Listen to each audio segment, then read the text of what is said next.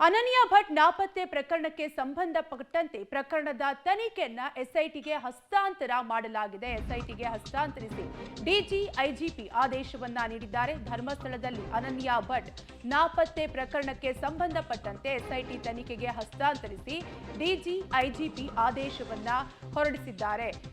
ಇನ್ನು 2003ರಲ್ಲಿ ಧರ್ಮಸ್ಥಳದಲ್ಲಿ ಅನನ್ಯ ಭಟ್ ನಾಪತ್ತೆಯಾಗಿದ್ದು ಮಗಳು ಕಾಣೆಯಾಗಿದ್ದಾಳೆಂದು ತಾಯಿ ಸುಜಾತಾ ಭಟ್ ದೂರನ್ನ ನೀಡಿದ್ದು ಧರ್ಮಸ್ಥಳ ಠಾಣೆಗೆ ತಾಯಿ ಸುಜಾತಾ ಭಟ್ ದೂರನ್ನ ಸಲ್ಲಿಸಿದ್ರು. 2003ರಲ್ಲಿ ಅನನ್ಯ ಭಟ್ ಕಾಣೆಯಾಗಿದ್ದ ಬಗ್ಗೆ ಸಲ್ಲಿಕೆಯಾಗಿದ್ದ ದೂರು ಧರ್ಮಸ್ಥಳ ಠಾಣೆಗೆ ದೂರನ್ನ ಸಲ್ಲಿಸಿರ್ತಾರೆ ತಾಯಿ ಸುಜಾತಾ ಭಟ್.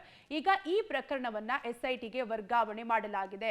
ಅನನ್ಯ ಭಟ್ ನಾಪತ್ತೆ ಪ್ರಕರಣಕ್ಕೆ ಸಂಬಂಧಪಟ್ಟಂತೆ ತಾಯಿ ಸುಜಾತಾ ಭಟ್ ಒಂದೊಂದು ರೀತಿಯಾದಂತಹ ಸ್ಟೇಟ್ಮೆಂಟ್ ಅನ್ನ ನೀಡ್ತಾನೆ ಬರ್ತಿದ್ದಾರೆ. ಹೀಗಾಗಿ ಈ ಪ್ರಕರಣವನ್ನ ಎಸ್ಐಟಿಗೆ ವರ್ಗಾವಣೆ ಮಾಡಿದ್ದು ಎಸ್ಐಟಿ ತನಿಖೆಯಿಂದ ಅಸಲಿ ಸತ್ಯ ಹೊರಬರಬೇಕಾಗಿದೆ. ಒಟ್ಟಾರೆಯಾಗಿ ಮಗಳು ಕಾಣೆಯಾಗಿದ್ದಾಳೆಂದು ತಾಯಿ ಸುಜಾತಾ ಭಟ್ ದೂರನ್ನ ನೀಡಿದ್ದು ಎಸ್ಐಟಿಗೆ ಹಸ್ತಾಂತರಿಸಿ ಡಿಜಿ ಐಜಿಪಿ ಆದೇಶವನ್ನ ಹೊರಡಿಸಿದ್ದಾರೆ. ವಿಚಾರಣೆಗಾಗಿ ವಿಶೇಷ ತನಿಖಾ ತಂಡಕ್ಕೆ ಹಸ್ತಾಂತರ ಮಾಡಲಾಗಿದ್ದು 2003ರಲ್ಲಿ ಅನನ್ಯ ಭಟ್ ಕಾಣೆಯಾಗಿದ್ದ ಬಗ್ಗೆ ದೂರು ಸಲ್ಲಿಕೆಯಾಗಿದ್ದು ಧರ್ಮಸ್ಥಳ ಠಾಣೆಗೆ ತಾಯಿ ಸುಜಾತಾ ಭಟ್ ದೂರನ್ನ ಸಲ್ಲಿಸಿದ್ರು.